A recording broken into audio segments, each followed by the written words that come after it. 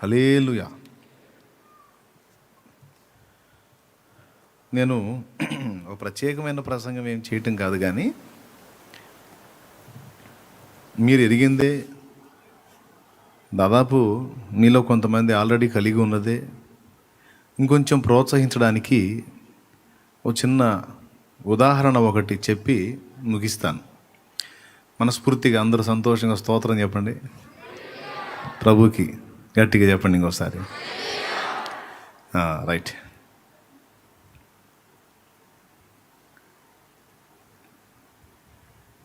నేను గతంలో మీకు కొన్ని ఎగ్జాంపుల్స్ చెప్పాను.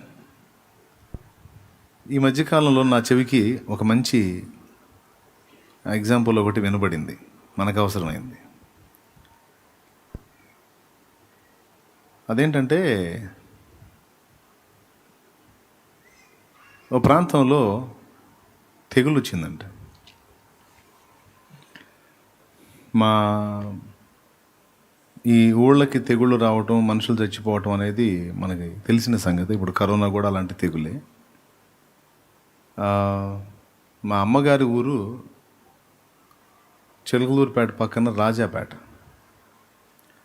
ఓ దశలో వాళ్ళ కుటుంబ సభ్యులందరూ, అంటే వాళ్ళ బంధువర్గం మొత్తం, మా అమ్మ తరపు బంధువర్గం అంతా రాజాపేట వాస్తవ్యులు. రాజాపేటలో వీళ్ళుండే ఏరియా మొత్తానికి ఒక తెగులు వచ్చింది. మా అమ్మ చిన్న పిల్లప్పుడు వచ్చి,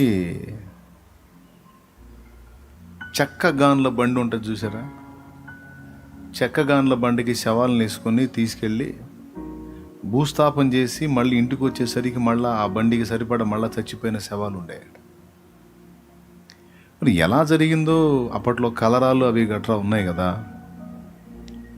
అట్లాగా ఆ తెగులు సోకి శవాలన్నిటిని పేర్చి కట్టి తీసుకెళ్ళి భూస్థాపన చేసి మళ్ళీ వచ్చేసరికి అన్ని డెడ్ బాడీస్ ఉంటున్నాయి, కరోనా లాగా. ఇప్పుడు అది వేసవి కాలంలో కరోనా సమస్య వల్ల అంతా అట్లా చనిపోయారు, శ్మశానాలు ఖాళీ లేవు, అది రకరకాలు చెప్పుకున్నారు కదా, హడావుడి. అట్లాగే కొన్ని ప్రాంతాలకి తెగుళ్ళు వస్తుంటాయి. ఇప్పుడైతే ప్రపంచం మొత్తం ఒక తెగులు అతలకుతలని చేస్తుంది. ఒక ఊర్లో 4,000 మంది మనుషులు ఉన్నారు. 4,000 మంది మనుషులు ఉంటే ఆ ఊర్లో తెగులు వచ్చింది. ఆ తెగుళ్ళ నుంచి బయటపడటానికి మనుషులు అన్ని రకాల వైద్యాలు చేశారు. ఎన్ని రకాల వైద్య సదుపాయాలు ఉన్నాయో అన్ని రకాల వైద్యాలు చేశారు. కానీ మనుషులు బతకట్లా, ఆ జబ్బు తగ్గట్లా. ఒకసారి వచ్చిందంటే 3-4 రోజుల్లోని మనిషి చచ్చిపోతున్నాడు, పక్కగా చచ్చిపోతున్నాడు, తిప్పుకోవట్ల తెగుల నుంచి. ఈ సంగతి ఒక ఆయనకి తెలిసింది, అడవుల్లో నివాసం ఉండేటువంటి వ్యక్తికి తెలిసి, ఆయన వీళ్ళందరినీ బ్రతికించాలి, ఎట్లనన్నా కాపాడాలి వీళ్ళని చాలా కష్టపడి, చాలా దూరం నుంచి కష్టపడి వాళ్ళందరికీ ఆ తెగుల నుంచి బయటపడేటువంటి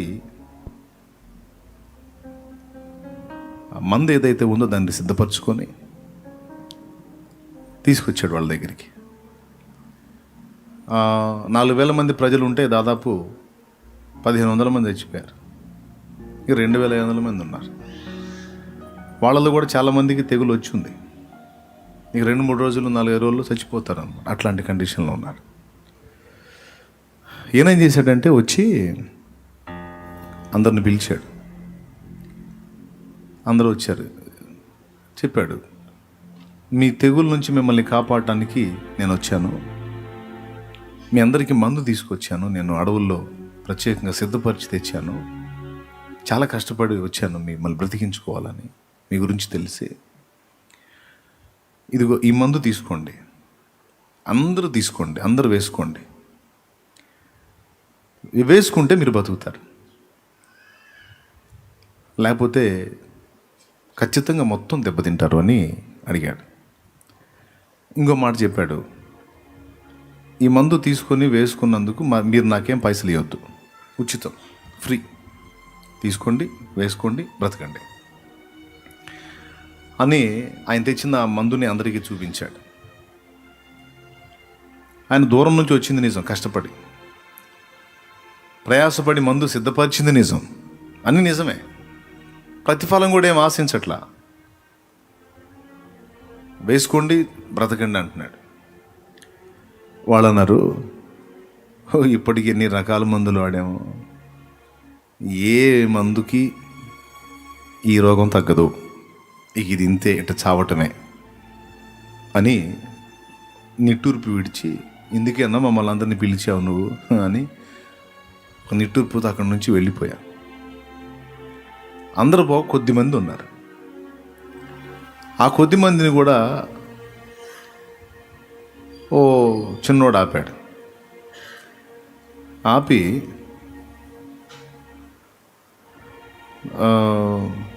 నా మాట వినండి, కొద్దిమంది, అతని మాట ఎవరైతే వినేవాళ్ళు ఉన్నారో వాళ్ళందరిని ఆపాడు.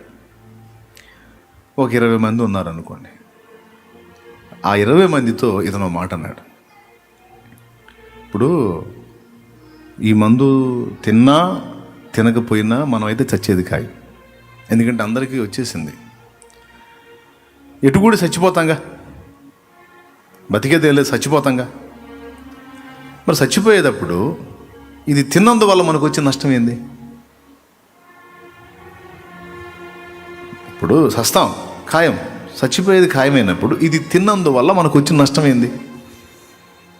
ఇప్పుడు అంత దూరం నుంచి కష్టపడి వచ్చింది నిజం, కష్టపడి ఈ మందును సిద్ధపరిచింది నిజం, పైసలేం కట్టకుండా ఒట్టిగానే తీసుకోండి అని అతను బ్రతిమాలి కంటతడి పెట్టుకొని మరి మనకి చెప్పి అతను మనల్ని బ్రతికించాలన్న తపన అతని కళలో కనపడుతుంది నిజం. మనకేం ఒంటికి చాకిరి లేదు, తీసుకొని నోట్లో వేసుకోవటమే. ఎటుగుడి చేస్తాం కదా, దాన్ని తీసుకున్నందువల్ల మనకి ఇంకా అదనంగా వచ్చే నష్టం ఏంది? ఏమో ఒకవేళ అతను చెప్పింది నిజమైతే బ్రతకొచ్చుగా అనే లాజిక్ మాట్లాడాడు. వాళ్ళు కూడా ఆ ఉన్న 20 మంది, అరే కరెక్టేరా, తీసుకుంటే వచ్చే నష్టమే ఉంది అని వాళ్ళందరూ ఆ చిన్నోడు చెప్పిన ఆలోచనకి ఏకీభవించి ఆ 20 మంది 20 పొట్లాలు తీసుకున్నారు. ఏదో ఆ తెచ్చిన మందు తీసుకొని అక్కడే అతని కళ్ళ ముందు నోట్లో వేసుకున్నారు. మొత్తానికి తగ్గింది, బతికారు. ఆ మందు తీసుకున్న వాళ్ళు కొంతమంది చచ్చిపోయారు. ఇచ్చిన దగ్గరకు వచ్చి ఇచ్చిన స్వీకరించాల, చచ్చిపోయారు. కొంతమంది బతికారు. ఇప్పుడు మీరు ఒక మాట చెప్పాలి, చచ్చిపోయిన వాళ్ళు తెగులు వలన చనిపోయారా, లేకపోతే మందు మింగనందుకు చనిపోయారా? చెప్పాలి. మందు మింగనందుకు. ఒకవేళ మందు మింగితే బతికేవాళ్ళు, మందు మింగనందుకు చచ్చిపోయారు. పాయింట్ ఏంటంటే, ఇదే మాట నేను ఇలాంటి ఎగ్జాంపులే ఒక వ్యక్తి మీద గతంలో నేను 3-4 సార్లు చెప్పా. ఒక వ్యక్తికి పాము గరిచింది, విషం ఎక్కుతుంది. నీలాంటి ఒక తెలివైన వ్యక్తి సిద్ధపరచుకొని మందుని అతనికి ఇవ్వడానికి వెళ్ళాడు. అతను ఆ మందుని తీసుకోలేదు, తిరస్కరించాడు, చచ్చిపోయాడు. ఆ వ్యక్తి ఎందుకు చచ్చిపోయాడు? పాము కరిచినందుక, మందు మింగనందుక? అంటే విషము అతనికి ఎక్కుతుంది, కానీ విషానికి విరుగుడు కూడా ఇవ్వబడింది.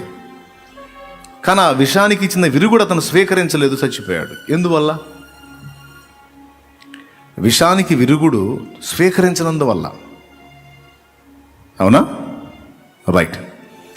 ఇప్పుడు నరకం అనేది ఒక కపోల కల్పితమా, ఒక ఊహాజనితమైనటువంటి ఆలోచన, లేకపోతే ఒక వాస్తవమా? అసలు మీరేం నమ్ముతున్నారు? దేవుని తీర్పు అనేది ఊహాజనితమా, ఒక వాస్తవమా? డౌట్ లేదుగా. సృష్టికర్త అయిన దేవుడు ఉన్నాడనేది ఒక ఊహనా, లేకపోతే వాస్తవమా?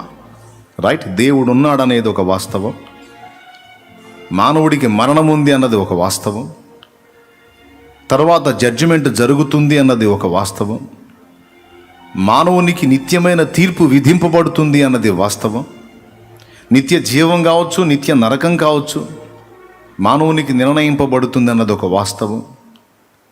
ఇవన్నీ వాస్తవాలు, ఇవన్నీ కల్పితాలు కాదు, నిజమే అని మనం నమ్ముతున్నాం. అసలు మనిషి నరకంలోకి ఎందుకు వెళ్ళి పడుతున్నాడు? పాప ఫలితం. కానీ కొంచెం జాగ్రత్తగా ఆలోచిస్తే పాపం వల్ల కాదు, పాపానికి నిష్కృతి అయినటువంటి యేసును స్వీకరించకపోవుట వలన. అంతేగా? పాపం ఒక విషయం అయితే ఆ పాపం అనే విషయానికి విరుగుడు ఎవరు అంటే నజరేయుడగు యేసు. హల్లెలూయా. ఎవరు? నజరేయుడగు యేసు. ఇప్పుడు పాపం లేని మనిషి ఎవరున్నారండి? నీతిమంతుడు లేడు, ఒక్కడును లేడు అని వాక్యం ఉంది.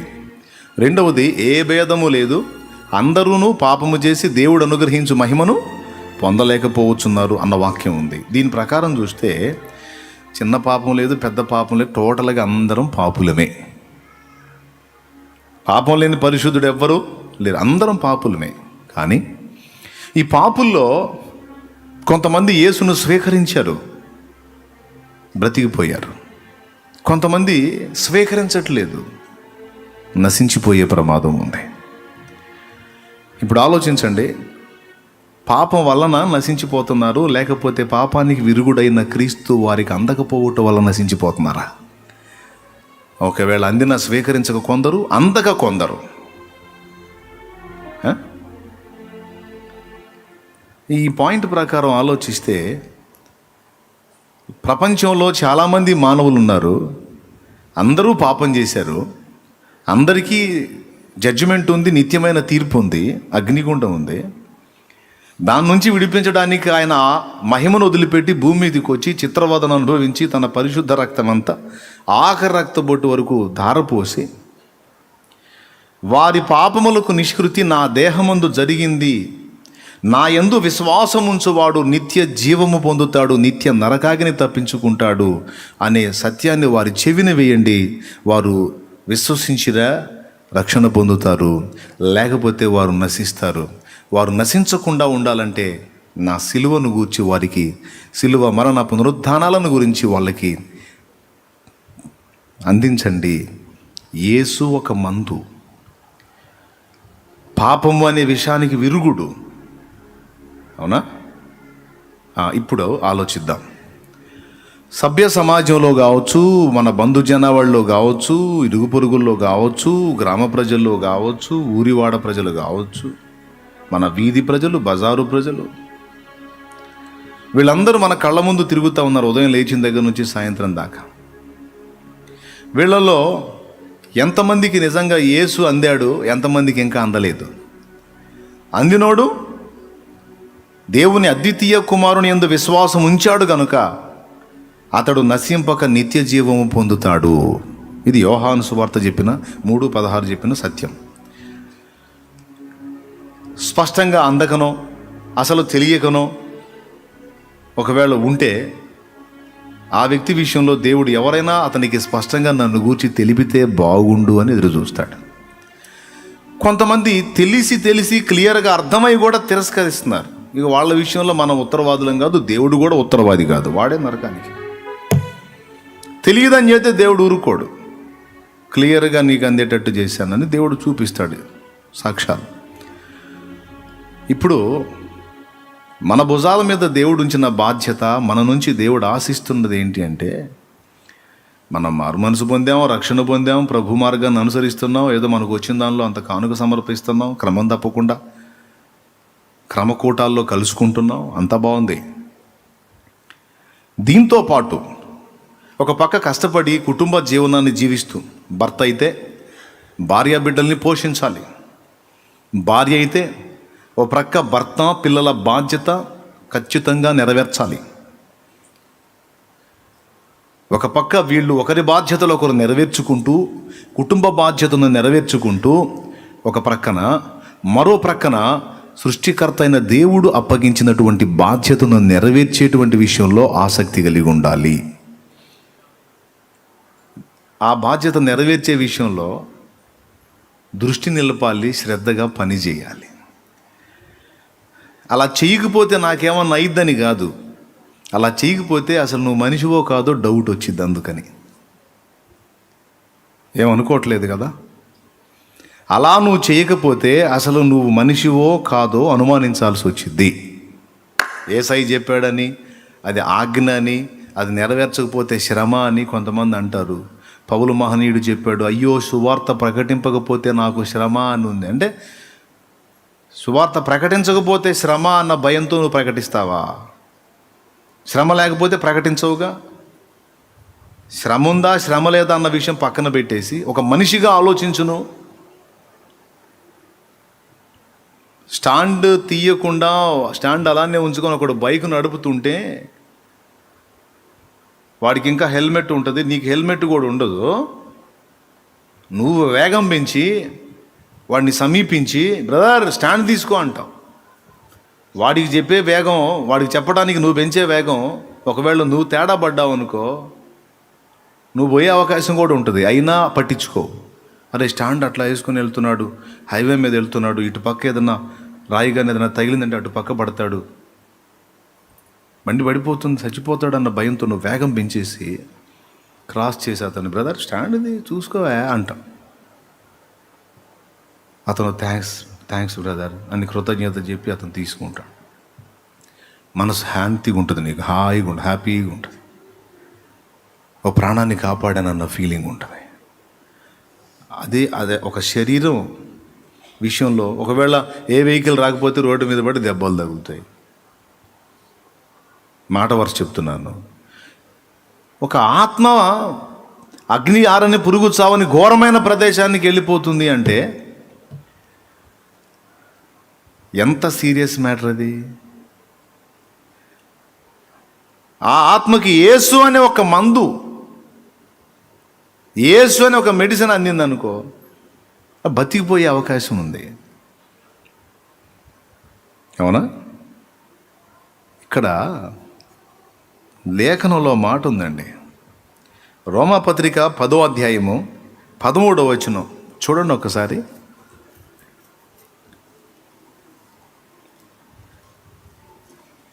ఎందుకనగా ప్రభువు నామమును బట్టి ప్రార్థన చేయువాడెవడో వాడు రక్షింపబడును.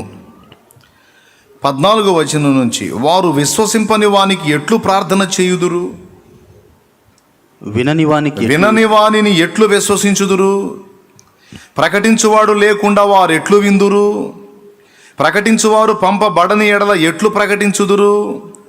ఇందు విషయమై ఉత్తమమైన వాటిని గూర్చిన సువార్త ప్రకటించు వారి పాదములెంతో సుందరమైనవి అని వ్రాయబడి ఉన్నది.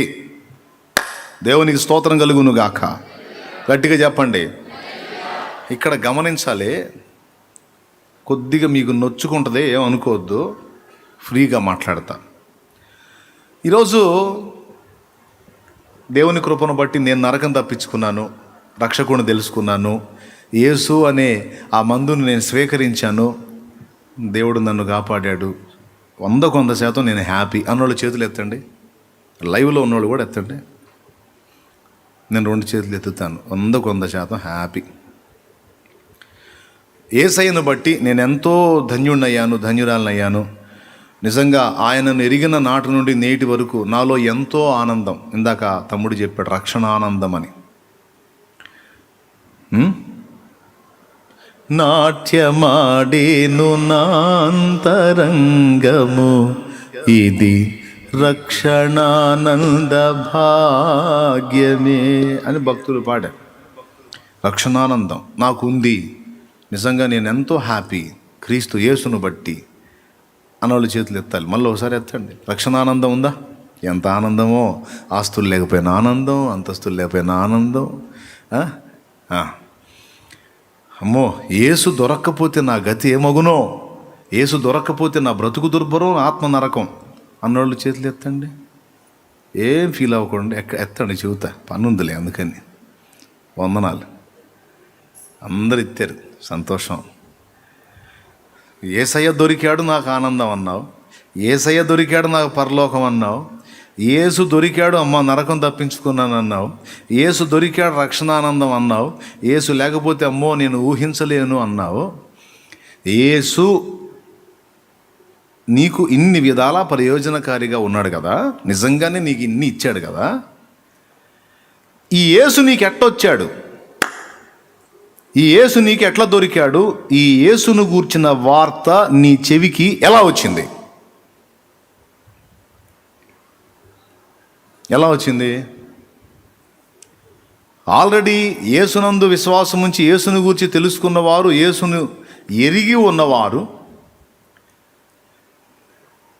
ఈనాడు కొంతమంది బాధ్యత లేకుండా ఉన్నట్లు వారు కూడా పాపులైన మానవ జాతికి అంతటికీ మందైనటువంటి యేసుని మోసుకొని రాకపోతే, తీసుకొని రాకపోతే ఇప్పుడు నీ రక్షణానందం ఎక్కడా?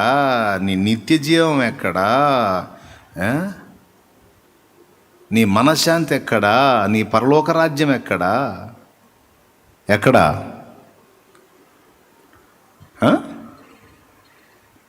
అంటే తెలియని వారికి యేసును పరిచయం చేయుట ద్వారా, యేసును వారి లోపలికి ప్రవేశపెట్టుట ద్వారా, వారికి ఆయన గూర్చిన గ్రహింపును అందించుట ద్వారా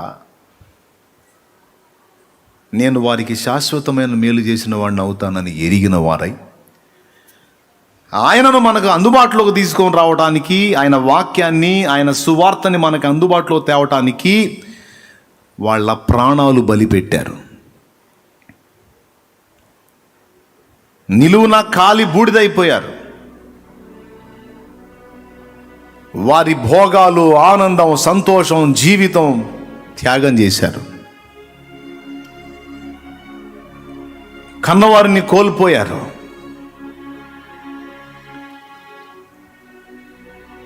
దేశాలు వదిలేశారు. వారి ఆరోగ్యాన్ని త్యాగం చేశారు, వారి ఆయుష్ను త్యాగం చేశారు, వారి అందాన్ని త్యాగం చేశారు, వారి జీవితాలని పణంగా పెట్టేశారు. చంపబడ్డారు అతి కిరాతకంగా. ఒరిస్సాలో గ్రాహం స్టెయిన్స్ గారి గురించి మీకు తెలుసు కదా. ఎవరికన్నా ద్రోహం చేశాడా? ఎవరికైనా దుర్మార్గం చేశాడా? ఎవరికైనా అన్యాయం చేశాడా? కుష్ఠరోగుల దగ్గరికి వెళ్ళి వాళ్ళకి పరిచర్య చేస్తూ దేవుని ప్రేమను ప్రకటించిన నీతిమంతుడు. వాళ్ళ మధ్యలోకి సువార్తను తీసుకెళ్ళడానికి అతని ఇద్దరు పిల్లలు బలి పశువులయ్యారు కదా. నాకెందుకురా బాబు ఈ బాధ, సచ్చినోడు సావని, నేనైతే తెలుసుకున్నాను, నేనైతే లైన్లోకి వచ్చాను, నేనైతే బాగున్నాను, ఎవడెట్ట సస్తే నాకెందుకు అని వాళ్ళు అనుకుంటే, ఈరోజు నీకు నాకు యేసు దొరికేవాడా?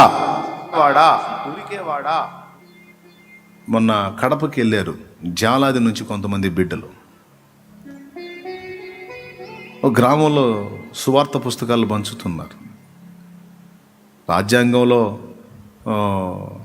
అవకాశం కల్పించబడింది, చట్టం కూడా ఆమోదించింది, ఎవరి మతాన్ని స్వేచ్ఛగా వాళ్ళు ప్రకటించుకోవచ్చని.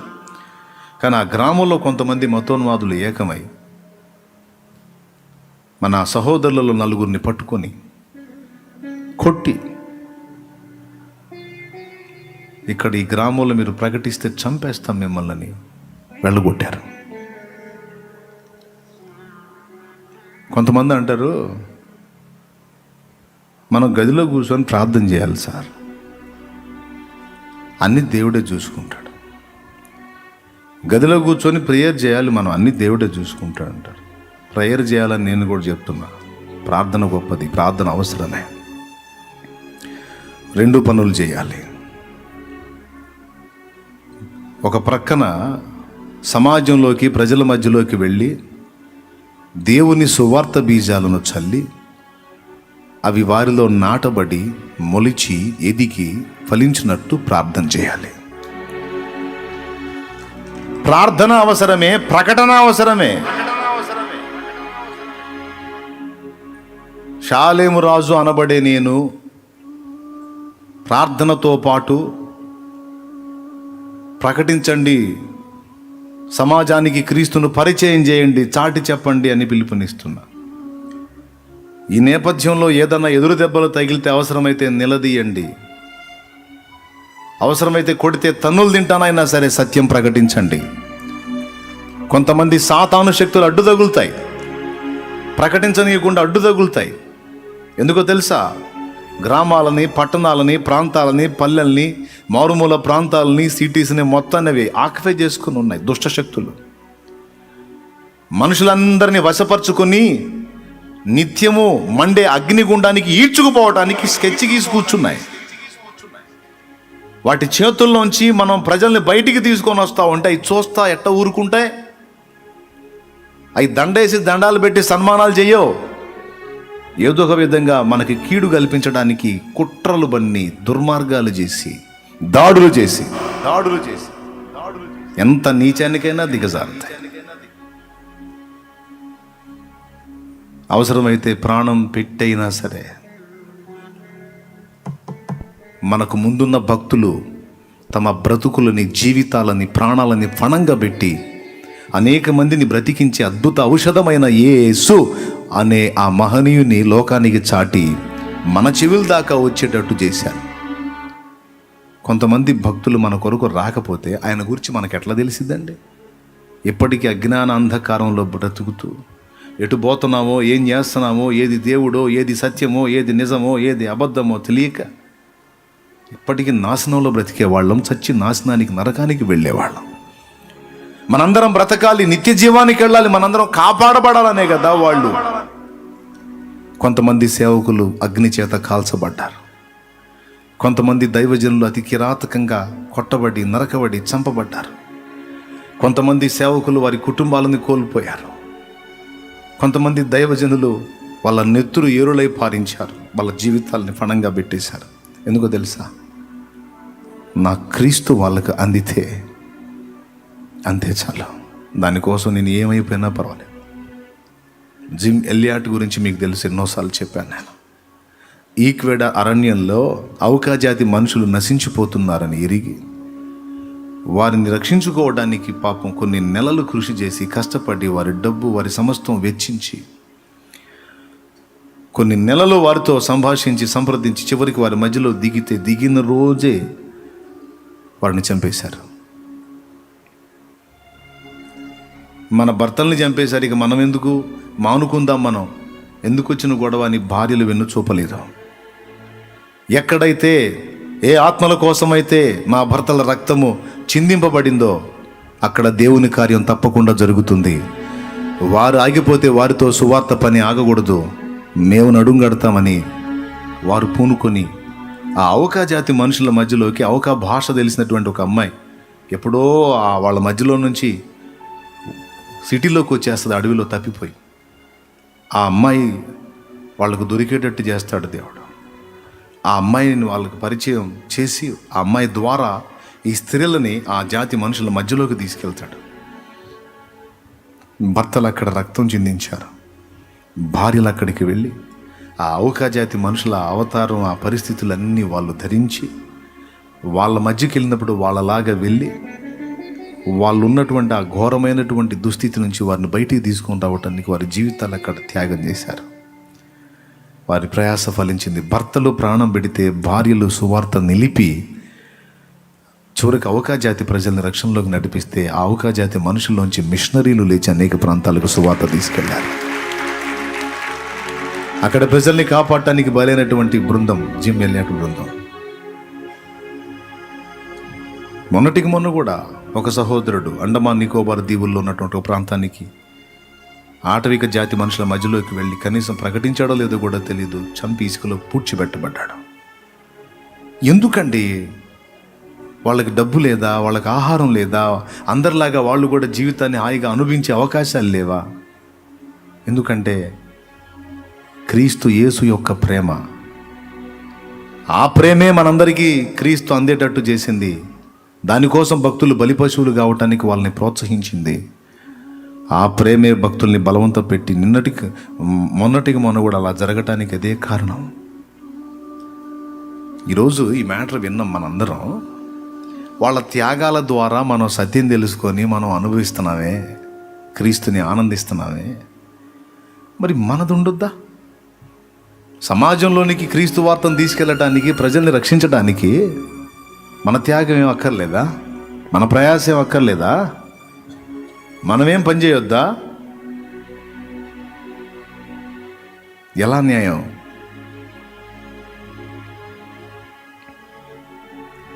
నాకు కుదరదండి, నాకెట్లా కుదురుతాడండి, నాకు కుదరదని అంటుంటారు. నేను పనికి వెళ్ళాలండి, నేను జాబ్ చేసుకోవాలండి, నేను వ్యాపారస్తున్నా. నేను చెప్తున్నాను, ఉదయం నుంచి సాయంత్రం దాకా కష్టపడి పని చేసుకో, జాబ్ చేసుకో, వ్యాపారం చేసుకో. కనీసం వారంలో కొన్ని రోజులు, 1-2 రోజులు అవకాశం సెలవు వస్తుంది కదా. కనీసం డే టైం పని చేసినా, కనీసం రాత్రి వేళ అయినా, ఏదో పండుగలకు పబ్బాలకు సెలవులు వస్తాయి, ఏ ఒక్కదాన్ని పోనీయకుండా వినియోగించుకొని ఒక పక్క కుటుంబ బాధ్యతలు జాగ్రత్తగా నెరవేర్చుకుంటూనే మరో పక్కన నశించిపోతున్న ఆత్మలకు యేసు అనే ఆ దివ్య ఔషధాన్ని అందిస్తే ఎంత బాగుండు. ప్రతి విశ్వాసి, ప్రతి పరిచారకుడు, పరిచారకురాలు, కొంతమంది అంటారు మనం వెళ్ళటం దేనికి వాళ్ళ మధ్యలోకి, ప్రార్థన చేస్తే దేవుడే వాళ్ళని దర్శిస్తాడు. ఇది మరీ ఓవర్. కొంతమంది అంటారు మనం నోరు జాగ్రత్తగా కాపాడుకుంటే అసలు వాళ్ళు మనల్ని ఏమీ చేయదని కొంతమంది అనంగా నేను విన్నాను. సేవకులు మనం నోరు జాగ్రత్తగా కాపాడుకుంటే అంట వాళ్ళు ఏమనరంట. అసలు నోరెత్తి ఏ మొక్క చెప్పనీయకుండానే కొట్టి తన్ని తరుముతుంటే ఎక్కడ చూస్తున్నారు ఈ దైవజనులు? చక్కగా ఏసీ గదుల్లో కూర్చొని ఏదో 4 ముక్కలు చెప్పేసి కథ దొల్లించేసేసి ప్రశాంతంగా గడిచిపోతుంది అనుకుంటే సాగుతుందా? గ్రౌండ్ స్థాయిలోకి వెళ్ళి, గ్రౌండ్ స్థాయిలో అన్యజనుల మధ్యలోకి వెళ్ళి వాళ్ళ దగ్గర క్రీస్తుని పరిచయం చేసే దగ్గర ఎన్ని బాధలు ఉన్నాయో, ఎంత టార్చర్ ఉందో, ఎంత వేదన ఉందో, ఎంత వ్యతిరేకత ఉందో, గదిలో కూర్చొని జస్ట్ ప్రేయర్ చేసేస్తే చాలు అని చెప్పే దైవజనులకు అవగాహన ఉందా? పడుతున్నాం ఆ బాధ. ఇక్కడ హాఫ్ నాలెడ్జ్ చేసి కొంతమంది మాట్లాడుతూ ఉంటారు మేధావుల్లాగా, సగం చదువుగాళ్ళు. అంత సగం చదువుగాళ్ళు అన్నమాట. గ్రౌండ్ స్థాయిలోకి వెళ్ళి, ఒక మారుమూల ప్రాంతంలోకి వెళ్ళి అక్కడ అన్యజనుల మధ్యలో క్రీస్తును పరిచయం చేయడానికి ఎంత టార్చరో. మతోన్మాద శక్తులు వ్యతిరేకించే ప్రాంతాల్లోకి వెళ్ళి దెబ్బలు తిని, గాయాలు పొంది, చావుకు తెగబడి ప్రకటించి నిలదొక్కటం ఎంత ఇబ్బందితో కూడిన పనో ఆల్రెడీ అనుభవిస్తున్నాం.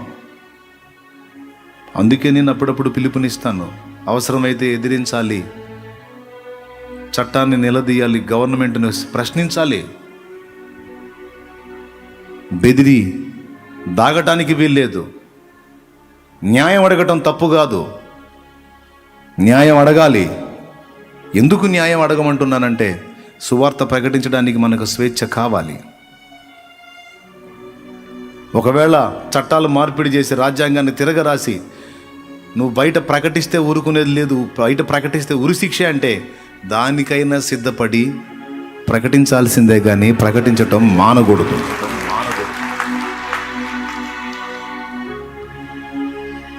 అవునా? కొంతమంది బయలుదేరి పిచ్చి మాటలు మాట్లాడుతూ ఉన్నారు. మనం రోడ్డు మీదకి వెళ్ళకూడదు, మనం అసలు అట్లా దాక్కొని బతకడానికి అలవాటు పడ్డ వాళ్ళు మాట్లాడే మాటలై. భక్తులు అలాగే దాక్కుంటే వీళ్ళలాగే గదులకు పరిమితమై మనం ఓడి జోలికి పోవద్దు, మనం దాక్కుందాం, మనం జస్ట్ చర్చి కడదాం, వచ్చి కూర్చున్నోడికి 4 ముక్కలు చూద్దాం, వాడేదో సందా ఇస్తే శుభ్రంగా జేబులు వేసుకుందాం, వాడి సావు వాడిది, మన సావు మంది, అట్లా బతికేద్దాం మనం ప్రశాంతంగా. వద్దు మనకి గొడవ.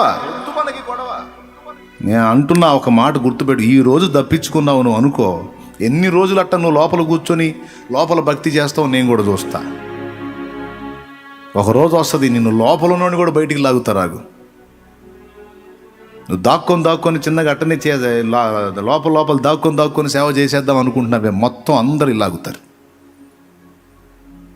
బుద్ధి తెచ్చుకొని ఎక్కడోళ్ళు అక్కడ అలర్ట్ అయ్యి జాగ్రత్త పడి దేవుని కొరకు, దేవుని సువార్త వ్యాప్తి కొరకు, నశించిపోతున్న ఆత్మల రక్షణ కొరకు ప్రార్థించటం మాత్రమే కాదు, సభ్య సమాజంలోనికి దేవుని వాక్కును తీసుకుని వెళ్ళడానికి భక్తులు చేసిన త్యాగాన్ని దృష్టిలో పెట్టుకొని ఎన్ని విధాల అవకాశం ఉంటే అన్ని విధాల క్రీస్తు నెరగని అన్ని జనులకు సువార్తను మోసుకు వెళ్ళే బాధ్యత మన భుజాల మీద మోపాడు. 4 గోడల మధ్యన జస్ట్ ప్రేయర్ చేసి వదిలేసేయండి అంటే ఇంత మాత్రపు మొక్క ఏసైకి తెలియదా? శుభ్రంగా మార్కు సువార్త 16:15 ఏం రాపించాలి ఆయన? మార్కు సువార్త 16:15 ఏం రాయించాలి ఆయన? మీరు సర్వలోకమునకు వెళ్ళక, సర్వ సృష్టికి సువార్త ప్రకటింపక, చక్కగా మీరున్న గదుల్లోనే, చక్కగా ముసుగులోనే, బయటకు వస్తే కొడతారు కనుక, గ్రౌండ్ స్థాయిలోకి వెళ్తే తన్నులు తింటారు కనుక, గ్రౌండ్ స్థాయిలోకి వెళ్తే నడోడ్ల మీద పట్టుకొని కొట్టి అవమానపరుస్తారు కనుక, అవసరమైతే చంపుతారు కనుక, మీరు గదుల్లోనే ఉండి ప్రార్థన చేస్తూ ఉండండి. అందరికీ నేనే తిరిగి ప్రకటించుకుంటాను. ప్రశాంతంగా మీరు లోపలే గదుల్లో కూర్చొని ప్రార్థన చేస్తూ ఉండండి, బయటికి పొరపాటును కూడా రాకుండా అని రాపిచ్చేది ఉండే. మరేం రాయించాడు? ప్రార్థన చేయమని చెప్పిన ఆ ప్రభువే మీరు సర్వలోకమునకు వెళ్ళి సర్వ సృష్టికి సువార్తను ప్రకటించండి అని మాట్లాడాడు కదా. మార్కు సువార్త 16:15 మరియు మత్తయి సువార్త 28:19 ఎన్ని వచనాలు ఉన్నాయి? ప్రకటించండి అని చదువు. కాబట్టి మీరు వెళ్ళి సమస్త జనులను శిష్యులుగా చేయుడి. వెళ్ళి అనకూడదు, మరి గదిలో కూర్చొని ప్రార్థన చేస్తే నేనే ప్రకటించుకుంటా, నేనే శిష్యులుగా చేసేస్తా. మీరు ఎందుకురా గ్రామాల్లోకి వెళ్తారు, వీధుల్లోకి వెళ్తారు, బజారులోకి వెళ్తారు? గదిలో కూర్చోండి నానా అని చెప్పేది ఉండే. ఏం చెప్పాడు అక్కడ? కాబట్టి మీరు వెళ్ళి సమస్త జనులను శిష్యులుగా చేయుడి, తండ్రి యొక్కయు కుమారుని యొక్కయు పరిశుద్ధాత్మ యొక్కయు నామములోనికి వారికి బాప్తిస్మం ఇచ్చుచు నేను మీకు ఏ ఏ సంగతులను ఆజ్ఞాపించితినో వాటినన్నిటినీ గైకొనవలెనని వారికి బోధించుడి. దేవునికి స్తోత్రం. మీరు వెళ్ళి బోధించండి అన్నాడు. ఒకవేళ నా తోడి సహదాసులు ఎవరైనా మంచిగా సువార్త సేవ చేస్తుంటే వాళ్ళెవ్వరిని నేను అనట్లేదు. మనం అవసరమైతే క్రీస్తు సువార్త వ్యాప్తిని అడ్డుకుంటున్నటువంటి మతోన్మాద శక్తులను ఎదిరించాలి, దానికోసం అవసరమైతే పోరాడాలి అనే మాటని వ్యతిరేకిస్తున్నారో వాళ్ళెంతటి వాళ్ళైనా సరే కొద్దిగా ఆలోచించాలి, ఆ మాటల్ని వెనక్కి తీసుకోవాలి. ఒకవేళ ఈ విషయంలో దిద్దుబాటు చేసుకోకపోతే సంఘాన్ని తప్పుత్రోవ పట్టిస్తున్నట్టే. ఎవరైనా పిరికితనాన్ని నూరిపోసి జస్ట్ నువ్వు గదిలో కూర్చొని ప్రేయర్ చేసేసి చాలు, ఇక అంతా దేవుడే చూసేసుకుంటాడు. ఇంత మాత్రం తెలివి విలియం కేరీకి లేకన ఇండియాకు వచ్చి కన్నబిడ్డని కట్టుకున్న భార్యని మొత్తాన్ని కోల్పోయాడు. ఇంత మాత్రపు తెలివి విలియం కేరీకి లేకనా వచ్చి ఇన్ని బాధలు పడ్డాడు ఇండియాలో. ఇంత మాత్రపు తెలివి గదిలో కూర్చొని ప్రార్థన చేస్తే అన్ని చూసుకుంటాడు దేవుడు అనే తెలివి లేకనా ఈక్వెడార్ అరణ్యంలోనికి వెళ్ళి ఆ జిమ్ ఎలియాట్ బృందమంతా హతసాక్షులైపోయింది. ఇంత మాత్రం తెలివి లేకనా డేవిడ్ లివింగ్స్టన్, డేవిడ్ బ్రైనార్డ్ మొదలైన భక్తులు వెళ్ళి బలి పశువులు అయిపోయింది. ఇంత మాత్రం తెలివి లేకనా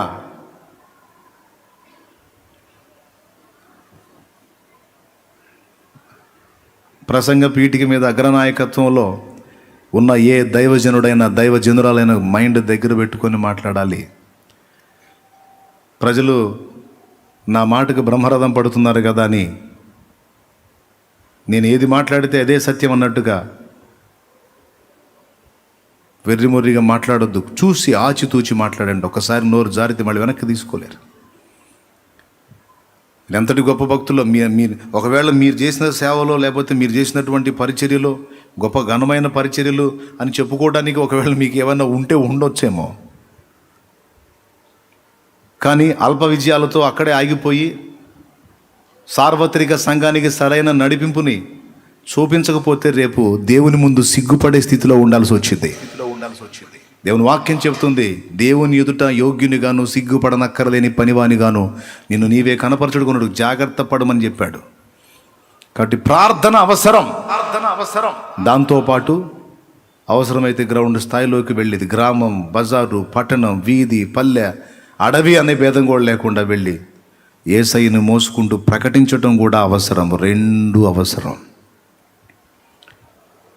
ప్రభా నేను బయటికి పోను ప్రభా, బయటికి పోవటం అంటే నాకు భయం, నాకు అవమానం ఫీలింగ్ ఎక్కువ, వాళ్ళు నన్ను ఏమన్నా అంటారు, దూషిస్తారు, కొడతారు, తిడతారు, ఏదేదో అంటారు, నాకు భయం ప్రభా, నేను పోను, నేను జస్ట్ చర్చిలో ఉండి ప్రకటిస్తాను, గదిలో ఉండి ప్రార్థిస్తాను. మరి నా సువార్తను వాళ్ళకి అందించే వాళ్ళు ఎవరినాయన్నా అంటాడు. ఎవరినో చూసుకో ప్రభా, లేకపోతే నువ్వే పో. రెండు పనులు జరగాలి, ప్రకటించాలి, చెప్పండి పెద్దగా, ప్రకటించాలి, ప్రార్థించాలి. రెండు అవసరం. షాలేం రాసి ఎప్పుడన్నా ప్రార్థించొద్దని చెప్పాడా? సుంఠా వీరులు బయలుదేరారు కొంతమంది, సుంఠా వీరులు. షాలేం రాజు ఎప్పుడు చెప్పలా? ప్రార్థించాలి, ప్రకటించడానికి వెళ్ళాలి. మతోన్మాద శక్తులు అడ్డు తగిలితే నిలదీయాలి. ప్రస్తుతానికి రాజ్యాంగ హక్కు ఉంది కనుక, ఒకవేళ హక్కు ఇవ్వకపోతే తన్నులు తింటానైనా ప్రాణం పెడతానైనా ప్రకటించటం మానకూడదు. ప్రతి విశ్వాసి, దేవుని ఎరిగిన ప్రతి బిడ్డ యేసు అనే దివ్య ఔషధాన్ని తన తోటి వారికి, సాటి వారికి, సమకాలీనులకి, సమాజ ప్రజలకి, బంధువర్గానికి, ఇరుగు పొరుగులకి, తమ ప్రాంతానికి పరిచయం చేయకపోతే అసలు మనుషులే కాదు. చెవులు గలవాడు ఆత్మస్వరం వినులుగాక, అసలు మనుషుల లెక్కలోకి రారు. నా అభిప్రాయం ప్రకారం జంతువులే, దానికేగా తెలియవు.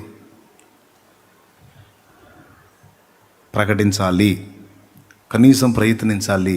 4 ఆత్మలకి నా యేసయ్యను పరిచయం చేస్తాను, 4 ఆత్మల్ని క్రీస్తు కొరకు నడిపిస్తాను. మొన్న పెద్ద ఆయన నిద్రించాడు, పాల్ యాంగిచ్చో అనే దైవజనుడు. లక్షల మందిని సంపాదించిన దైవజనుడు అని అందరూ ఆనందంగా ఆయన గురించి గొప్ప గొప్పగా నేను కూడా మాట్లాడాను. కానీ వింతైన సంగతి చెప్పనా, లక్షల మందిని సంపాదించిన ఆ భక్తునికి క్రీస్తు అనేటువంటి ఆ దివ్య ఔషధాన్ని ఇచ్చింది ఎవరో తెలుసా? ఒక ఆడపిల్ల. ఆయన సాక్ష్యం పుస్తకంలో చదివాను. ఒక స్త్రీ అని చెప్పాడు మొన్న ఆయన ప్రసంగంలో. సాక్ష్యం బుక్కులు ఇంచుమించు 12 సంవత్సరాలు పై చిలుకున్నటువంటి ఒక ఆడపిల్ల నాకు క్రీస్తును పరిచయం చేసిందని చెప్పాడు.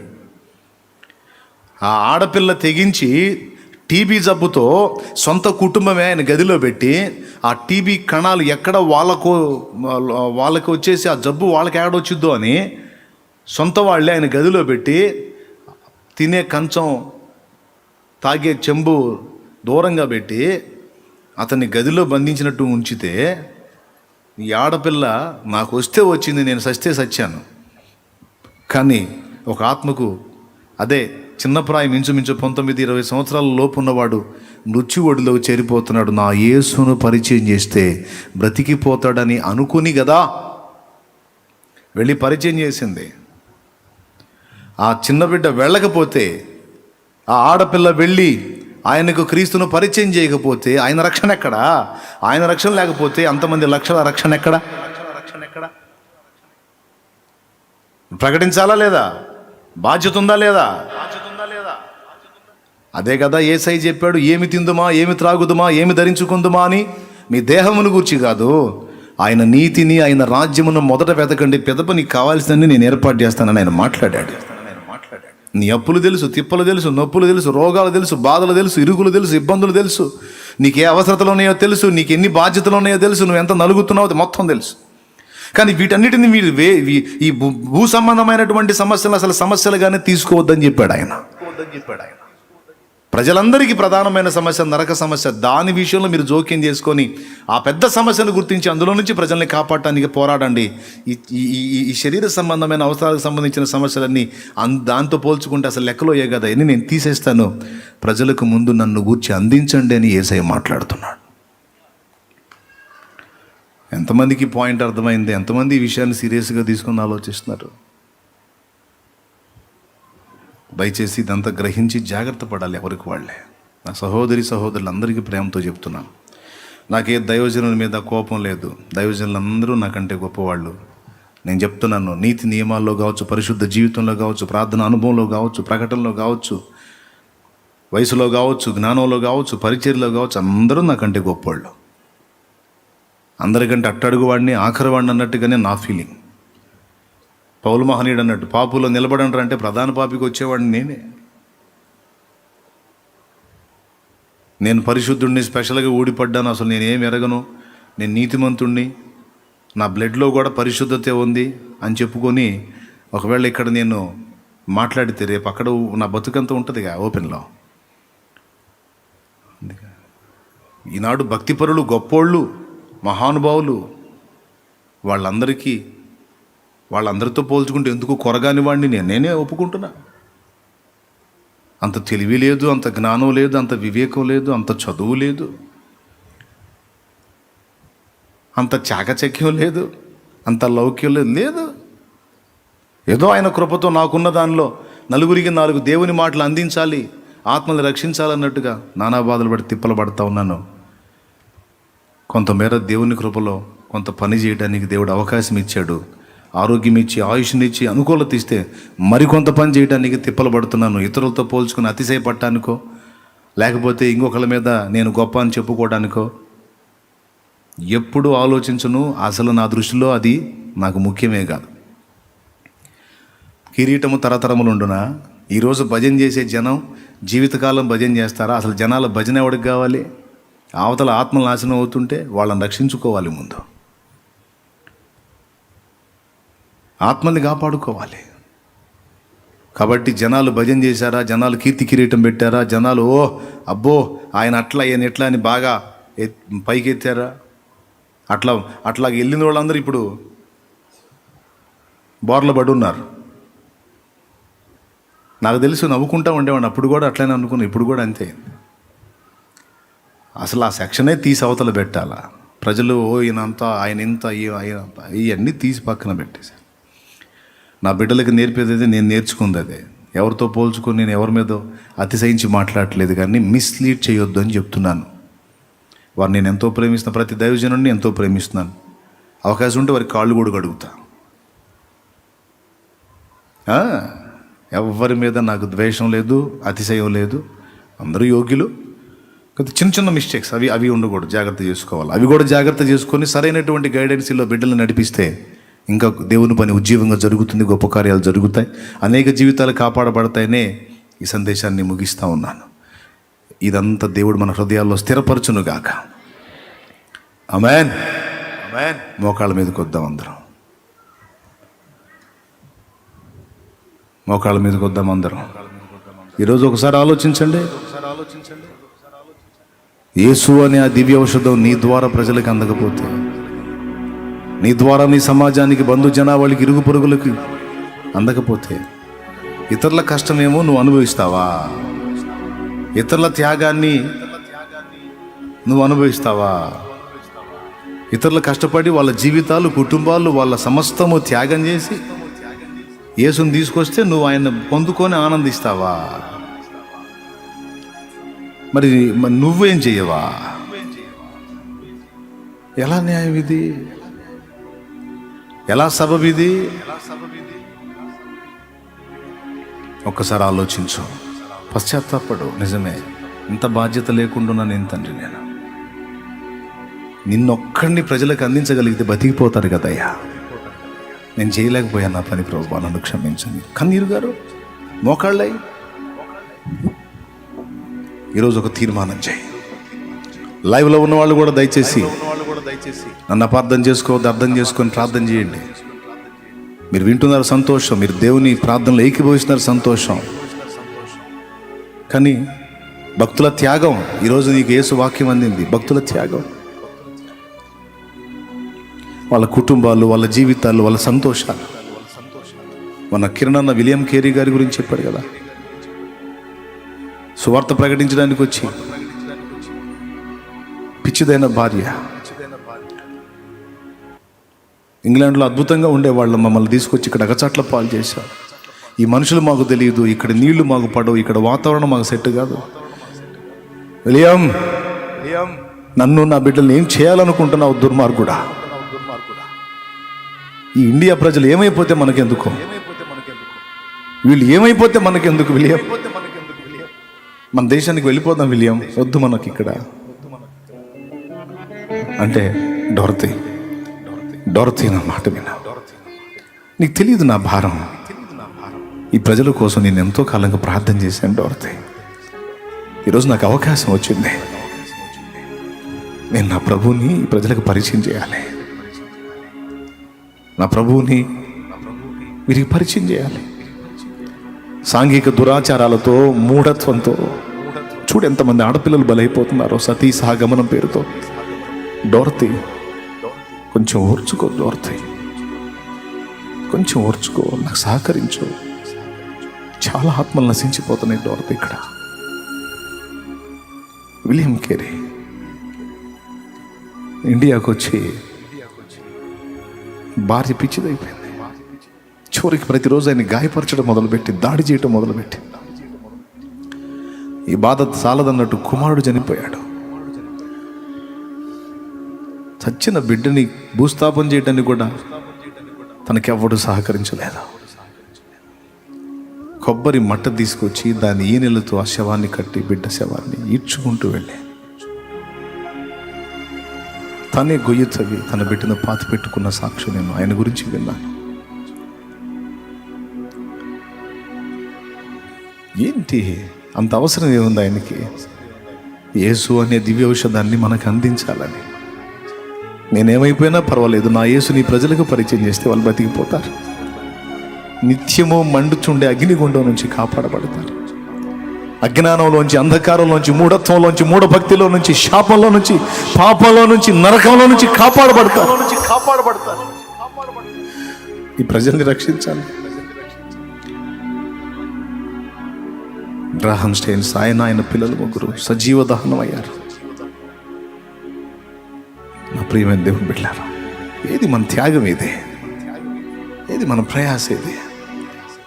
ఇతరులకు సువార్త చెప్పాలంటే సిగ్గుపడుతున్నావా? బుద్ధి లేదా నీకు? ఇతరులకు యేసును పరిచయం చేయాలంటే అదేదో పాపం చేసినట్టు ఫీల్ అవుతున్నావా? దారుణం కదా అది. ఎంత తప్పు చేసినావో తెలుసా? జబ్బు పడ్డవానికి మందు నీకు తెలిసినా నువ్వు ఇవ్వకుండా ఉంటున్నావు. మనిషివేనా అసలు నువ్వు? ఇది నువ్వు ఆలోచించు, ప్రార్థించు. ప్రియ తమ్ముడు, చెల్లి, అన్న, అక్క, ప్రార్థించండి. జాలాది పిల్లలు వెళ్ళి కడుపులో దెబ్బలు తిన్నారు. నాకు ఏడ్చుకున్నా నేను. ఆ బిడ్డలకి ఎందుకు ఈ బాధ? ఎందుకంటే యేసుని వారికి పరిచయం చేయడానికి, వాళ్ళని కాపాడటానికి వెళ్ళారు. నరకం నుంచి వాళ్ళ చేతి దెబ్బలు తిన్నారు. ఏడ్చుకున్నా. పర్వాలేదు ప్రభా, ఎంతమంది అయితే వారి మీద చేతులు వేసారు వాళ్ళందరూ రక్షణలోకి రావాలని ప్రార్థించాను. పిల్లరా, ఒకసారి నీ త్యాగం ఏంటో ఒకసారి ఊహించు, ఆలోచించు, చూడు, ప్రార్థన చేయి. కన్నీరు విడు, నన్ను క్షమించవయ్యా అన్నాడు. ఇతరుల శ్రమానుభవంలో నువ్వు సుఖానుభవాన్ని పొందావు. ఈరోజు నువ్వు ఇతరులకు మేలు చేసే విషయంలో మాత్రం దాక్కుంటున్నావు. నీ బాధ్యతను విస్మరించి నువ్వు దేవుని మోసం చేయడం లేదా? నేను నమ్మిన వారిలో కొందరు మోసం చేశారు, వెళతామని చెప్పి వెనక్కి తిరిగారని ప్రభు దుఃఖపడట్లేదా? నా పేరే తెలియని ప్రజలు ఎందరో ఉన్నారని ప్రభు పిలవట్లేదా?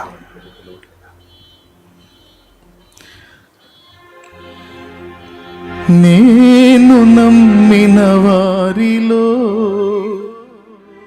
కొందరు మోసం చేశారు, వెళతామని చెప్పి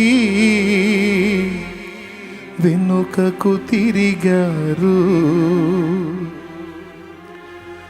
నేను నమ్మిన వారిలో కొందరు మోసం చేశారు, వెళతామని చెప్పి వెనుకకు తిరిగారు. ఎవరైనా మీలో ఒకరైనా, ఎవరైనా మీలో ఒకరైనా వెళతారా, నా ప్రేమను చెబుతారా, వెళతారా, నా ప్రేమను చెబుతారా. నా పేరే తెలియని ప్రజలు ఎందరు ఉన్నారు, నా ప్రేమను వారికి ప్రకటింపన్ కొందరే ఉన్నారు. ఎవరైనా మీలో ఒకరైనా,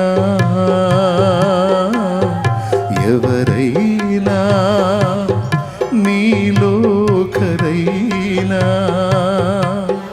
వెళతారా, నా ప్రేమను చెబుతారా, వెళతారా, నా ప్రేమను చెబుతారా. నా పేరే తెలియని ప్రజలు ఎందరు ఉన్నారు, నా ప్రేమను వారికి ప్రకటింపన్ కొందరే ఉన్నారు.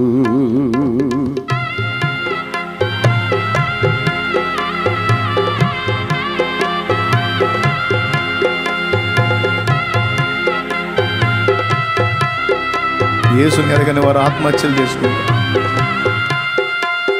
యేసుని ఎరగని వారు వ్యసనపరులైపోతున్నారు, యేసుని ఎరగని యువకులు చిన్న చిన్న ప్రాయాల్లోనే వారి జీవితాలు పాడు చేసుకుంటున్నారు. యేసుని ఎరిగిన జీవితాలు ఎంతో అద్భుతంగా మారిపోయాయి.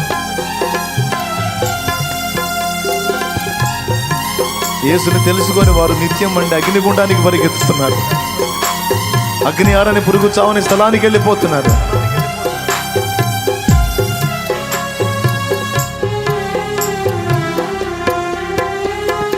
వెళ్ళగలిగితే మీరు తప్పక వెళ్ళండి, వెళ్ళలేకపోతే వెళ్ళే వారిని పంపండి.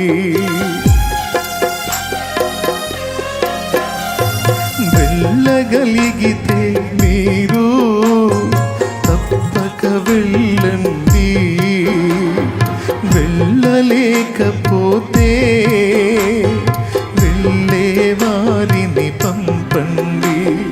మీరైనా మీలో ఒకరైనా, మీరైనా మీలో ఒకరైనా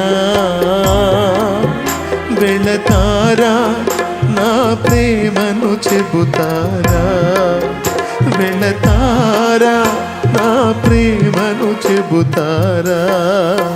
నా పేరే తెలియని ప్రజలు ఎందరు ఉన్నారు, నా ప్రేమను వారికి ప్రకటింపన్ కొందరే ఉన్నారు. నా పేరే తెలియని ప్రజలు ఎందరు ఉన్నారు, నా ప్రేమను వారికి ప్రకటింపన్ కొందరే ఉన్నారు.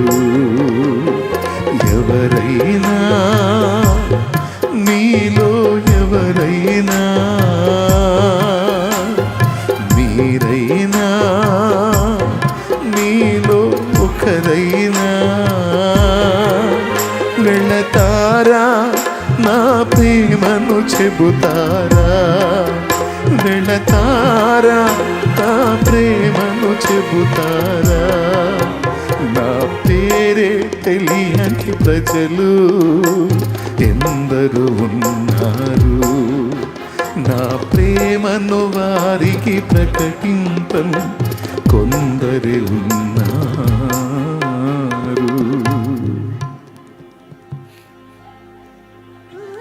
ప్రార్థన చేద్దాం, సరి చేసుకుందాం, బాధ్యతను గుర్తెరుగుదాం. సిగ్గుగా భావించొద్దు సువార్తనే. సువార్త ప్రకటించుటకు నేను సిగ్గుపడువాడను కాను అన్నాడు. కొంతమంది దైవజనులు ఒక సంఘం కట్టేసి కొంతమంది సమకూడినాక ఇంతవరకు జాలే అని అక్కడితో ఆగిపోతున్నారు. మరికొన్ని ప్రాంతాలు దర్శించవచ్చు, మరికొన్ని ప్రాంతాల మధ్యలోకి వెళ్ళి క్రీస్తు సువార్తను వ్యాపింపచేయచ్చు. ఒక సంఘమే కట్టమని చెప్పాడా నీకు? లక్షల కొలది రక్షణ ఎరగని ప్రజలు కోట్ల కొలది ఉన్నారు కదా. ఒక చోట ఎందుకు ఆగిపోవాలి? ఇంకా ఎరగని ప్రాంతాలు అనేక ప్రాంతాలు ఉన్నాయి, మరికొన్ని ప్రాంతాలకి ఎందుకు వెళ్ళకూడదు? కొంతమంది నన్ను ఇంకా అభిషేకం చేయలేదు, నాకు ఇంకా అభిషేకం చేయలేదు, నన్ను ఇంకా సేవకుడిని చేయలేదు, లేకపోతే పోయి చేద్దాం. అంటే కళ్ళ ముందు ఆత్మలు నశించిపోతుంటే అది కనపడట్లా నీకు? అభిషేకాల కోసం ఎదురు చూస్తున్నావా? ఎవరో నిన్ను స్టేజి మీద నిలబెట్టి ఈయన అంతా ఇంత అని చెప్పి నేను ఎత్తి మీద కిరీటం పెట్టి దానికోసం చూస్తున్నావా? గుండె పగలొద్దా? దుఃఖం రావద్దా? నువ్వు నన్ను అభిషేకించకపో. దైవజనుడా, నువ్వు నన్ను నిలబెట్టకపో. నా దేవుని ప్రేమ నన్ను బలవంతం చేస్తుంది. నేను వెళ్తాను మారుమూలకైనా, ఎక్కడికి నా దేవుడు చూపించిన స్థలానికి వెళ్తాను, ప్రజల కోసం వెళ్తాను, అవసరమైతే ప్రాణం పెడతాను అనే భారం నీలో ఉంటే నువ్వు ఆగుతావా? ప్రకటించడానికి ఆగుతావా? ప్రార్థించకుండా ఉండగలవా? ఆత్మల రక్షణ కోసం అంగలార్చకుండా, ఏడవకుండా, మూలగకుండా, గోజాడకుండా ఉండగలవా? ప్రతినిత్యం ప్రకటించేటువంటి దైవజనుల కొరకు వారి సువార్త ప్రకటన ఫలించాలని, ఆత్మలకు అందాలని, ఆత్మలు మార్పులోనికి, మారు మనసులోకి రావాలని ప్రార్థించడానికి పిలుపునిస్తే ఎంతమంది ఆ పిలుపుకు లోబడి ప్రార్థించే యోధులుగా ఉన్నారు ఆలోచించండి. ప్రార్థన చేయండి. ముగిస్తున్నాను. నేను నిర్ణయం మీదే. సంగతులు చెప్పాను, మీ విఘ్నతకి వదిలేస్తున్నాను. నేనైతే ఉండదలుచుకోలేదు. ఏదో అరాకొర అల్ప విజయాలతో ఇంతవరకు జాలే, మనకి ఇంతవరకు జాలే అని. నా ఊపిరి ఉన్నంత వరకు, యేసయ్య నాకు బ్రతుకునిచ్చినంత వరకు, ఆయుష్నిచ్చినంత వరకు, నాకు అవకాశం ఉన్నన్ని ప్రాంతాలు నా యేసు కొరకు సువార్తతో నింపడానికి, సత్యంలోకి నడిపించడానికి, సత్యమును గురించి సాక్ష్యం ఇవ్వడానికి ఆశ కలిగి ఉన్నాను. దేవుడు నా కృపనిచ్చాడు. ఇంతవరకు కొన్ని ప్రాంతాల్లో పరిచర్యలు చేసి, మారుమూల ప్రాంతాల్లో కూడా వెళ్ళి ప్రకటించే సంఘాలు కట్టడానికి దేవుడు కృపనిచ్చాడు. దైవజనులను సిద్ధపరిచి వారి మధ్యలోకి పంపించి ఆత్మల్ని పాపంలో నుండి, శాపంలో నుండి, దుర్వ్యసనాల్లో నుండి, దురాత్మ బంధకాల నుంచి బయటికి తేవడానికి దేవుడు కృపతో అవకాశం ఇచ్చాడు. ఇది ఆగదు, ఇంకా ఇంకా సాగాలి. దగ్గరి వారు, దూరపు వారు, తర్వాత వినేవారు కూడా అందరూ ఆలోచించి ఎవరి బాధ్యత వారు నెరవేర్చండి. కృప మనందరికీ తోడై ఉండునుగాక. ఆమేన్. ప్రార్థన. ప్రేమ కలిగిన మా తండ్రి, ఈ రాత్రికాల సమయంలో నీ దాసును నిలవబెట్టుకొని మాతో మాట్లాడిన ప్రతి మాటను బట్టి నీకు వందనాలు, స్తుతులు, స్తోత్రాలు చెల్లిస్తూ ఉన్నాం ప్రభా. మరొకసారి నాయన మా బాధ్యత ఏంటో మీరు మాకు గుర్తు చేసినందుకు వందనాలు చెల్లిస్తూ ఉన్నాం ప్రభా. భక్తులైన వారు అనేక మంది నాయన వారి కుటుంబాలను త్యాగం చేసి, వారి దేశాలను విడిచిపెట్టి ఎన్నో కష్టాలు పడినైనా, రక్తాన్ని చిందించి ప్రాణత్యాగాలు చేసినైనా ఆ భారతదేశానికి సువార్తను తీసుకొని వచ్చారు. ఆ సువార్త వెలుగులో ప్రభువా రక్షించబడిన అనేక మంది భక్తులు వారు కూడా కష్టపడి మా దాకా ఆ సువార్తను మోసుకొని వచ్చారు తండ్రి. రక్షించబడిన మేము అనేకులకు ఆ సువార్తను ప్రకటించేటట్లుగా భారాన్ని మా గుండెల్లో పుట్టించండి నాయనా. నాయనా నీ దాసుడు మా కొరకు, మాకు సువార్త ప్రకటించడం కొరకు, మమ్మల్ని రక్షణలోనికి నడిపించడం కోసం నాయన నీ దాసుడు పూనుకోకపోతే ఈరోజు నాయన ఇలా రక్షణ పొంది నాయన నీ సన్నిధిలో మేము సంతోషంగా నిన్ను ఆరాధిస్తూ ఉండేవారం కాదు ప్రభా. ఈ దాసుడు పూనుకొని ప్రకటిస్తూ ఉన్నాడు గనుకనే మేము రక్షణ పొంది నిన్ను ఆరాధిస్తూ నీలో ఆనందిస్తూ ఉన్నాం ప్రభా. ఈ మాటలు విన్న ప్రతి ఒక్కరూ కూడా వారి బాధ్యతను గుర్తిరిగి అనేకులకు సువార్త వెలుగును ప్రకటించేటట్లుగా కృప దయచేయండి ఆయన. మా గుండెల్లో భారాన్ని పుట్టించండి నాయన. నశించిపోతున్న నరకానికి వెళ్తున్న అనేకులకు నిన్ను పరిచయం చేసే ఆ హృదయాన్ని, ఆ భారాన్ని, అభిషేకాన్ని మా అందరికీ దయచేయండి. ప్రతి ఒక్కరిని సువార్త యోధులుగా మీరు మార్చమని యేసునామములో అడిగి ప్రార్థించి వేడుకుంటున్నాము తండ్రి. Amen. Lord, praise the Lord. బిడ్డ, ఒక మాట చెప్తాను చివరిలో. ప్రియమైన దేవుని బిడ్డ, యేసన్న గారు అంటే నాకు చాలా ఇష్టం. దానికి ఎన్నో కారణాలు ఉన్నాయి. వాటిలో ఒక కారణం, ఆయన దేవుణ్ణి చక్కగా ఆరాధించారు, చాలా బాగా సమీపంగా దేవుణ్ణి మహింపరిచారు. ఆయన పాటలు అంటే కూడా చాలా ఇష్టం. యేసయ్య నాకు కూడా కొన్ని పాటలు ఇచ్చాడు, కానీ నేను ఎక్కువ ఆయన పాటలు పాడతాను. మీరు గమనించే ఉంటారు. కొన్నిసార్లు మీరు అనుకొని కూడా ఉంటారు, చాలామన్నా మంచి మంచి పాటలు ఉన్నాయి కదా, ఇవి పాడొచ్చు కదా, ఎప్పుడు యేసన్న గారు పాటలు పాడుతూ ఉంటాడు ఎందుకని. నాకు ఇష్టం, అందులో నాకు ఎంతో తృప్తి ఉంది. నేను పాడేవాడిని నేను తృప్తి చెందితే వినే మీరు కూడా తృప్తి చెందుతారు. పాడే నేను పరవశిస్తే ఆ పరవశం మీకు కూడా అందుతుంది. ఒక అన్నయ్య కాదు, దైవజనులే పాడతాను ఎక్కువ ఆయన్ని. ఆయన ఒక మాట అన్నాడండి ఒక పాటలో, మొన్న పాడాను నేను, సండే అనుకుంటాను. ఆయన అద్భుతమైన మాట అన్నాడు.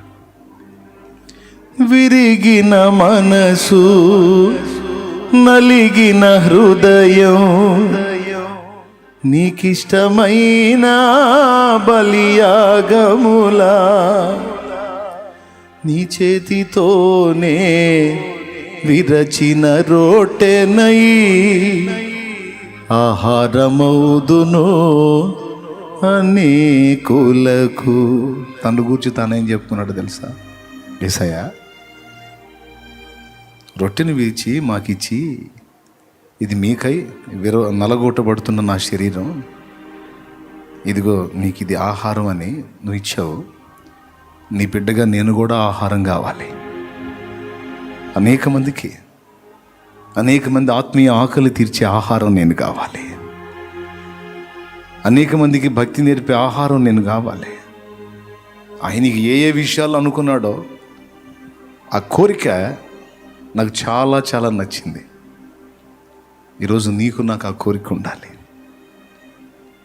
దేవుడు మనకు జీవాహారం యేసయ్య. ఆయనను మనం తీసుకోవటం, ఆయనను స్వీకరించటం, ఆయనను ఒక ఆహారంగా మనం స్వీకరించటమే కాదు, ఆయన పిల్లలంగా అనేకులకు మనం కూడా ఆహారం కావాలి. ఆయన చేతితో విరవబడి, నలుగొట్టబడి, సరిచేయబడి అనేక మంది ఆత్మీయ ఆకలి తీర్చే ఆహారంగా మన బ్రతుకులు మారాలి. యేసే కాదు, ఆయన పిల్లలంగా మనం కూడా. ఆ కోరిక నాకు నచ్చింది. నీ చేతితోనే విరచిన రొట్టెనై ఆహారమౌదును అనేకులకు. నేను ఎంతవరకు బ్రతుకుతానో నాకు తెలియదు, కానీ నేను ఉన్నంత వరకు అనేక మంది ఆత్మీయ ఆకలి తీర్చాలి యేసయ్యా. అనేక మంది బిడ్డల ఆత్మీయ ఆకలి తీర్చాలి. నీ సువార్త వెలుగుతో ప్రజల్ని నింపాలి. నీ సువార్తను ప్రచురపరచాలి. యేసుక్రీస్తు ప్రభు సుచరిత్ర గల దేవుడని ఎలుగెత్తి చాటాలి. మరణ పడకలో ఉండి కూడా ఆయన చేసుకున్న ప్రార్థన అదే, ఇంకొక అవకాశం ఈ ప్రభువా, ఇంకా ప్రకటిస్తా ప్రభువా అని. ఆయనకి ఇచ్చిన భారం చేశాడు, కరిగిపోయాడు ఆయన. ప్రైజ్ ది లార్డ్, హల్లెలూయా. నాకు ఇచ్చిన పరిధిలో నేను కూడా తిప్పలు పడుతున్నా. నేను కూడా ఇంకా ప్రకటించాలి, సంఘాలు నిర్మించాలి, ఆత్మని రక్షించాలని ఆరాటంతో పరిగెత్తుతున్నా. ఒకప్పుడు సంవత్సరానికి ఒకసారి బాప్తిస్మాలు ఇచ్చేవాడిని. తర్వాత నెలలకు, 6 నెలలకి, 3 నెలలకి అట్లా ఇచ్చాను. ఆ తర్వాత నెలకోసారి బాప్తిసం. ఇప్పుడు ప్రతి వారం, అది శుక్రవారం కావచ్చు, ఆదివారం కావచ్చు, ప్రతి వారం కొంతమంది రక్షించబడతా ఉన్నారు. ప్రతిరోజు ఆత్మల్ని రక్షణలోకి నడిపించాలి. చేస్తాడు దేవుడు ఆ కార్యం కూడా. హల్లెలూయా. ఏ అవకాశాన్ని పోనీయకుండా ఆత్మలకు సత్యం ప్రకటించి రక్షణలో నడిపించడానికి నా వంతు పోరాటం నేను చేస్తున్నాను. దానికి తగ్గ దాళ్ళు కూడా ఎదుర్కొంటున్నాను నేను. మాటలు, తృణీకారాలు, తిరస్కారాలు, ఒక పక్క అన్ని రకాల వేదంలో. ఎందుకంటే మరి వాడికి తలనొప్పి కదా శత్రువుకి. ఎందుకంటే వాడు నాకు ఇవ్వాల్సిన మెంటల్ టార్చర్స్ వాడిస్తుంటాడు. ఇటు శారీరక బలహీనతలు కావచ్చు, అటు మానసిక ఒత్తిళ్ళు కావచ్చు, ఆర్థికపరమైన ఇబ్బందులు కావచ్చు, అవసరతలు కావచ్చు, సంఘ బాధ్యతలు, రకరకాల ప్రెజర్స్. ఎందుకు ప్రశాంతంగా ఉండకుండా అభ్యంతరపరచబడి నేను కృంగిపోవటానికి. కానీ దేవుడు ఎప్పటికప్పుడు నా వెన్ను తట్టి బలపరుస్తూ నిలబెడతా ఉన్నాడు. ప్రభుకే స్తోత్రం కలుగునుగాక. హల్లెలూయా. నన్ను ఎంతో ప్రేమించి వెంబడించి మీ అందరికీ వందనాలు చేసి చెప్తున్నాను. ఈ మాట గుర్తుపెట్టుకోండి. నిన్ను దేవుడు పిలిచేలోపు అనేక మందికి ఆత్మీయ ఆకలి తీర్చే ఆహారంగా యేసయ్య ఉన్నాడు. ఆయన బిడ్డగా నువ్వు కూడా అలాగా మార్పు చెందాలి. ఆయన శరీర రక్తాలు మనకు నిత్య జీవం ఇస్తాయి. మన భక్తి జీవితం, మన ఆత్మీయ జీవితం మనల్ని వెంబడించేటువంటి బిడ్డలకు ఆత్మీయ జీవాన్ని ఇస్తుంది, మాదిరిని ఇస్తుంది. అది కూడా దృష్టిలో పెట్టుకొని ఆయన మాట పలికినట్టున్నాడు. నువ్వే కాదు యేసయ్య, నేను కూడా ఆహారం కావాలని. నువ్వు కూడా దేవునితో అలాగనే మాట్లాడావు. నేను కూడా అనేకులకు ఆహారం కావాలి, నన్ను విరవ్వా. రొట్టె విరిగింది, 5 రొట్టెలే. ఒక రొట్టె 1000 మంది, వారిలో ఒంటరి అయిన వాడు 1000 మంది అగును అని వాగ్దానం ఉంది. ఎంతమంది ప్రజలు? పురుషులు ఇంచుమించు 5000 మంది. రొట్టెలెన్ని? చేపలెన్ని? చేపల్ని పక్కన పెడితే 5 రొట్టెలు 2 చేపలు, 2 చేపలు పక్కన పెడితే రొట్టెలు 5. విరవబడ్డే రొట్టెలే. ఒక రొట్టె 1 కిలో, ఒక రొట్టె 1000, 5 రొట్టెలు 5000. ఒంటరిగా ఉన్న నువ్వు విరవబడితే 1000గా దీవించబడతావు. ఒంటిగా ఉన్న నువ్వు విరవబడితే 1000 అంతల దీవెన. అందుకే వారిలో ఒంటరి అయిన వాడు 1000 మంది అగును. కాబట్టి ప్రేయర్ చేయండి. నా కోసం కూడా ప్రేయర్ చేయండి. నా పక్షంగా విజ్ఞాపన చేయండి. పరిచర్యలో మీరు ఎన్ని విధాల, ఏ విధంగా సపోర్ట్ చేయగల అన్ని విధాల సపోర్ట్ చేసి అందరం కలిసి దేవుని పనిలో ముందుకు వెళదాం. కృప మనందరికీ తోడుగా ఉంచి దేవుడు నడిపించుగాక. లేచి నిలబడదాం, ఆశీర్వాదంతో ముగించుకుందాం. లైవ్లో ఉన్న వారికి, సమకూడిన మీకు, దూరస్తులకు, సమీపస్తులకు అందరికీ హృదయపూర్వక వందనాలు తెలియజేస్తా ఉన్నాను. ప్రార్థించండి. ఆశీర్వాదంతో మనం ముగించుకుందాం. దైవజనుడు ఆశీర్వాద ప్రార్థన ఇస్తాడు. సెలవు తీసుకుందాం. ఒకవేళ మిమ్మల్ని నేను కలవపోయినా మరోలా అనుకోవద్దు. ప్రభు సెలవు అయితే దేవుడు టైం ఇచ్చినప్పుడు తప్పకుండా కలుస్తాను. Okay, right. అందరికి వందనాలు. కళ్ళు ముద్దాం. స్తోత్రం. పరిశుద్ధుడా, ప్రేమ కలిగిన తండ్రి, నీకు వందనాలు, స్తుతులు, స్తోత్రాలనైనా. ఈరోజునైనా నీ మాటలు విన్న మేమందరము కూడా మా జీవితాల్లోనికి అవి తీసుకొని మా జీవితంలో కలిగి బ్రతకడానికి కృపద ఇచ్చేయండి నాయన. మాలో ఇంకా ఏ ఏ విషయాల్లో మేము విరవబడవలసి ఉన్నదో ఆ యావత్తు విషయాల్లో మమ్మల్ని విరవండి ప్రభా. మాలో ఉన్న పాపాన్ని, మాలో ఉన్న అవిధేయపు క్రియలన్నిటినీ పారద్రోలండి నాయన. అనేకులకు ఆశీర్వాదకరంగా, అనేకులకు దీవెనకరంగా మా జీవితాలు ఉండేటట్లుగా కృప దయచేయండి ప్రభా. భక్తులు ఏ విధంగా అయితే అనేకులకు దీవెనకరంగా మార్చబడ్డారో, ఏ విధంగా వారి జీవితాలు కరిగిపోయి అనేకులకు వెలుగును పంచారో, మా జీవితాలు కూడా అలా ఉండడానికి కృప దయచేయి ప్రభా. మాలో కూడా భారాన్ని పుట్టించండి నాయన. ఇహ సంబంధమైన వ్యామోహాలు, బాధలు, చింతలను విడిచి నీ చిత్తాన్ని నెరవేరుస్తూ ముందుకు వెళ్ళడానికి కృప దయచేయండి తండ్రి. ఈ మాటలు విన్న నీ బిడ్డల జీవితాల్లో ఎలాంటి ప్రతికూల పరిస్థితులు ఉన్నా యేసు నామములో సమాధానం కలుగునుగాక. నాయన వ్యాధుల నుండి ముట్టి స్వస్థపరిచి బాగు చేయండి నాయన. అప్పుల బంధకాల నుంచి విడుదల దయచే ప్రభా. చీకటి అంధకార దురాత్మ శక్తుల దాడుల నుండి విడుదల దయచే ప్రభా. వారు చేస్తున్న ప్రయత్నాల్లో తోడుగా ఉండి విజయాన్ని కలిగించు ప్రభా. వివాహం లేని వారికి వివాహం జరిగేటట్లుగా కృప దయచే తండ్రి. ఇంకా ఏ సమస్యలు నీ బిడ్డలు ఉన్నారో అన్ని విషయాలు మీరు సమాధానం దయచేయండి.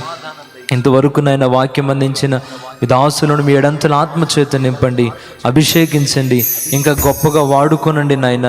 దుష్టుడు కలిగిస్తున్న ప్రతి శోధనలో ఈ దాసుని కాపాడమని మేము సంఘంగా అడుగుతూ ఉన్నాం ప్రభా. ప్రతి విధమైన కుయుక్తి యేసు నామంలో తొలగిపోవునుగాక. సైతాను తంత్రములు యేసు నామంలో నిర్వీర్యమైపోవునుగాక. ఎడంతల ఆత్మతో నీ దాసును నింపి ఇంకా గొప్పగా వాడుకోయా. ముందు వాక్యం అందించిన మీ దాసును కూడా జ్ఞాపకం చేసుకోనండి. మంచి ఆరోగ్యాన్ని, శక్తిని, బలాన్ని ఇచ్చి ఇంకా రానున్న దినాల్లో గొప్పగా వాడుకోమని యేసు నామములో అడిగి ప్రార్థించి వేడుకుంటున్నాము తండ్రి. మన తండ్రి అయిన దేవుని ప్రేమ, ఆయన ప్రియ కుమారుడును లోకరక్షకుడునైన యేసుక్రీస్తు వారి దివ్యమైన కృప, పరిశుద్ధాత్మ దేవుని యొక్క అన్యోన్య నిత్య సహాయ సహవాస సమాధానములు సమకూడిన మనకు సకల పరిశుద్ధులకు సర్వత్రిక సంఘం అంతటికి సదాకాలము తోడై ఉండి నిత్యంతములో చేరు పర్యంతము నడిపించునుగాక. యేసు రక్తమే జయం, ప్రభు యేసు రక్తమే జయం. యేసు నామమునకు సంపూర్ణ విజయం కలుగునుగాక. హల్లెలూయా, హల్లెలూయా, హల్లెలూయా. మంచిది. మీ అందరికీ మరొకసారి ప్రభు అయిన యేసుక్రీస్తు నామములో ప్రేమపూర్వకమైన వందనాలు, శుభాలు, దైవాశీస్సులు. అలాగనే జూమ్ యాప్లో ఉన్న వాళ్ళకి, యూట్యూబ్ లైవ్లో ఉన్న వాళ్ళకి ప్రత్యేకమైన వందనాలు తెలియజేస్తూ ఉన్నాం. అందరికీ వందనాలు, సెలవు, దైవాశీస్సులు.